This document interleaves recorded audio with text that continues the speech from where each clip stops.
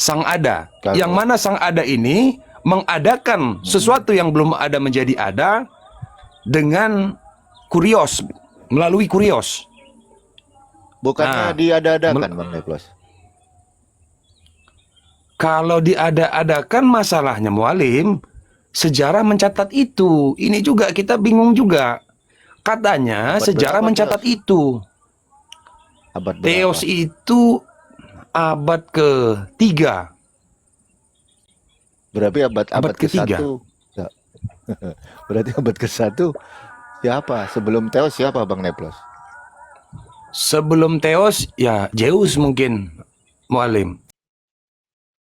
Assalamualaikum warahmatullahi wabarakatuh. Berjumpa lagi dengan saya Dr. Akal ya di channel kesayangan kita, Rifa Reaction. Rifa menjawab. Di mana channel ini adalah channel yang kita buat khusus untuk menjawab syubhat-syubhat, fitnahan, dan juga info-info terbaru mengenai Polikardus. Jadi, channel ini adalah channel yang saya buat bersama Unirifa. Mohon dukungannya ya teman-teman. Dan pada kesempatan kali ini, kita nggak akan mereaksi, kita nggak akan menjawab fitnahan Polikardus. Tapi ini menjawab pertanyaan netizen ya. Banyak yang bertanya, itu Neplos kenapa gitu?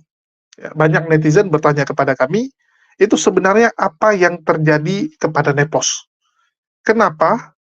Kalau dilihat, ini pernyataan Neplos ini seperti menyerang apologet Islam Indonesia sekaligus menyerang Bang Zuma tentunya sebagai pucuk pimpinan di dalam Yayasan API.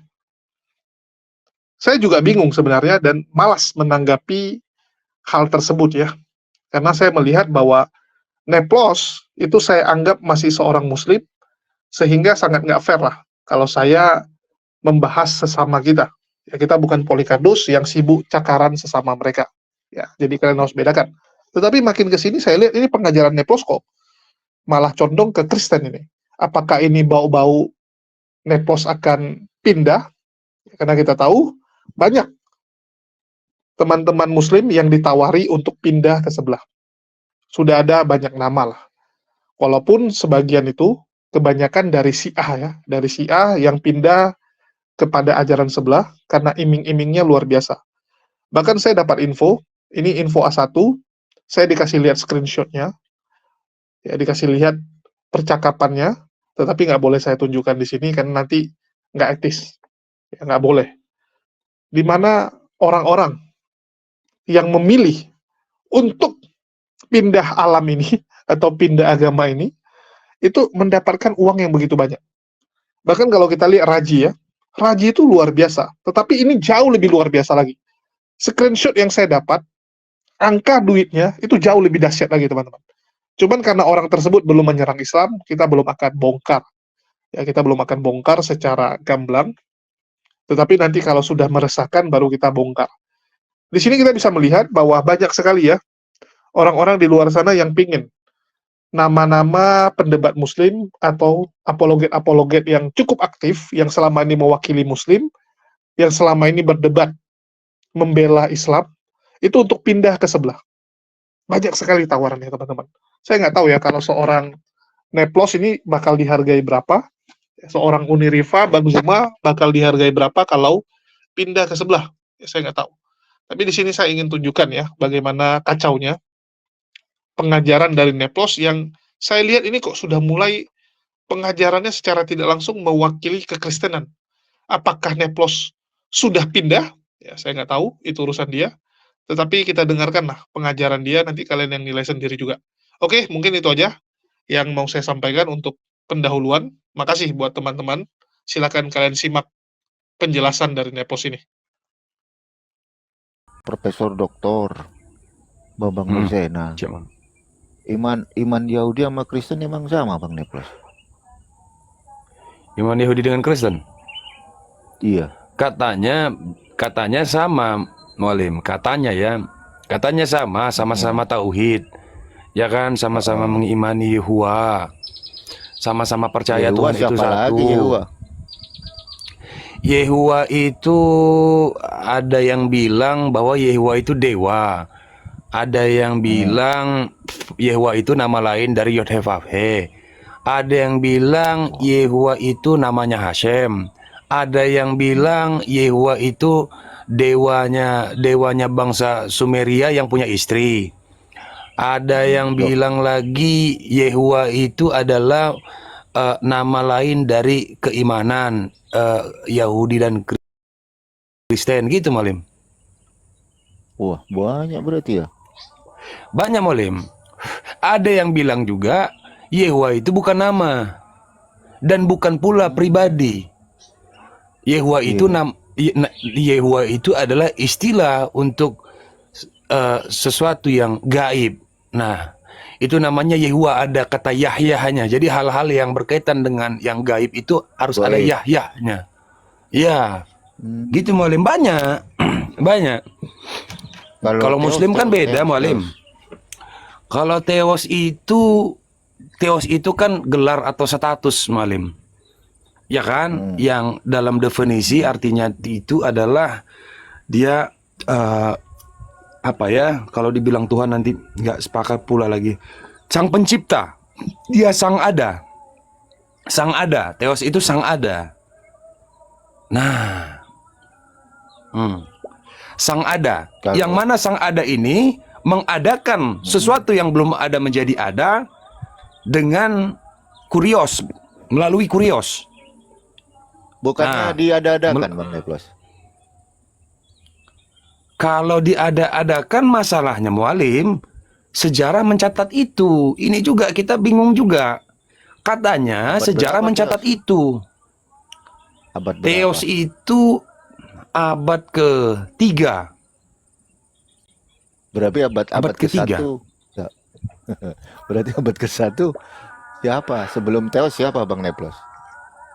Sebelum Teos ya Zeus mungkin, Mualim. Karena Zeus, ya kan? Itu Zeus, bahaya karena loh pada waktu kalau kepleset sedikit bisa jadi Yeus. ya gini, Aku punya karena teman Bang Neplos.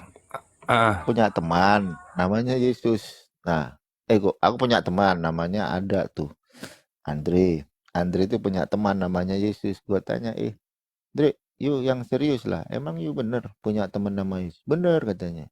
Tukang servis laptop katanya. jadi memang Mualim, nama Yesus itu maupun dia tukang servis laptop atau tukang kayu atau bahkan tukang adu domba, yang jelas selama dia tidak memiliki gelar atau selama dia tidak memiliki status kemesiasan, maka itu tidak bisa dipanggil kurios, Mualim. Misalnya contoh salah satunya adalah Yesus Barabas atau Barabai, ya kan? Nah, itu kan dia tidak bisa dipanggil kurios bahwa dia itu menjadi jalan penciptaan dari sang ada, Yahweh, Yahya. Kan gitu, Malim. Yahweh siapa lagi Yahweh? Banyak kan Ya namanya. tadi. Yahweh. Aduh, Jadi Mualim ini harus tahu ya konsep kekristenan. Karena begini Mualim, Kristen itu kan tauhid sebenarnya. Cuman konsepnya tauhid. itu tauhid, konsepnya itu yang pada saat ini dianggap bahwa konsep tauhid kekristenan itu politeis, padahal dia mono sebenarnya Mualim. Ya kan? monoteis. Mono dia. Mono lah. Tuhannya Karena Yesus diduga nah, gimana? Tuhannya kan diduga ada 3. Bapa, Putra, Roh Kudus, Bang Neplos. Nah, faktanya begini Mualim. Apakah Bapa itu pernah dipanggil kurios? Tidak. Apakah Roh Kudus, Holy Spirit, Ruach HaKodes pernah dipanggil kurios? Tidak, Mualim. Hanya Yesus yang dipanggil kurios. Nah, lalu kemudian, apakah Roh Kudus pernah dipanggil Theos? Tidak, Mualim. Apakah Yesus pernah dipanggil Theos? Tidak juga, Mualim. Hanya Bapa yang pernah dipanggil Theos. Begitu juga dengan Bapa. Apakah Bapa pernah dipanggil kurios? Enggak pernah. Roh Kudus juga enggak pernah. Gitu, Mualim. Belum kenal. Berarti kan dia monoteis. Belum kenalan, Bang Neplos. Assalamualaikum semuanya. Waalaikumsalam warahmatullahi wabarakatuh. Iya. Jadi ini yang banyak salah kaprah. Orang menganggap bahwa yang mati di tiang salib itu adalah tubuh kemanusiaannya. Padahal jelas tidak ada yang bisa memberikan keselamatan melainkan Tuhan yang Maha Kuasa. Lalu Tuhan menebus jurang atau sangat maut itu dengan darahnya, darahnya, bukan darah manusianya, tapi darahnya. Makanya dia kenosis, ya, kenosis atau teofani, ya, bukan berarti dia mengubah zatnya. Tidak, Mualim. Tidak seperti itu. Haleluya, gitu, Mualim. Sadis banget sih ini agama Oten. Iya. Kalau ada bilang bahwa Tuhan mantan mayat, itu fakta. Kenapa? Karena memang yang berkenosis itu adalah theos. Yang dahulunya dia tidak ada kurios itu, yang ada hanya theos. Theos bersama-sama dengan theos-theos yang lain, menjadi satu kesatuan. Lalu theos ini menjadi kurios, berkenosis dia. Nah itu. Buset. Nggak ada itu tubuh-tubuh kemanusiaan, nggak ada kayak gitu. Gitu, Gimana, Mualim. Madam nggak pusing apa? Sadis amat sih. Masa Tuhan Ya, diganggu? Emang Loh, kenapa harus ini? Jangan bingung. Jangan bingung. Sebenarnya sederhana ini. Konsep dalam kekristenan itu tetap tauhid. Kenapa? Trinitas itu sebenarnya adalah konsep. Cuman kalau konsep ini menjadi dasar keimanan kekristenan, maka itu bidat. Itu yang sesat, ya kan? Itu ajaran sesat. Tapi kalau dia menganggap bahwa Trinitas itu hanya bagian dari konsep dan konsepsi saja, tidak menjadi dasar keimanan, ini nggak apa-apa, sah-sah aja. Karena memang Trinitas nggak ada di Bible. Sekarang Jadi sebenarnya, ya, aku tanya, Yesus itu dari bangsa mana? Yesus itu nama.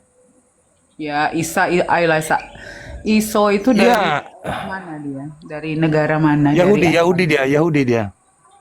Selama dia hidup dia ngajarkan apa? Mengajarkan tauhid. Ya, hukum apa? Hukum apa?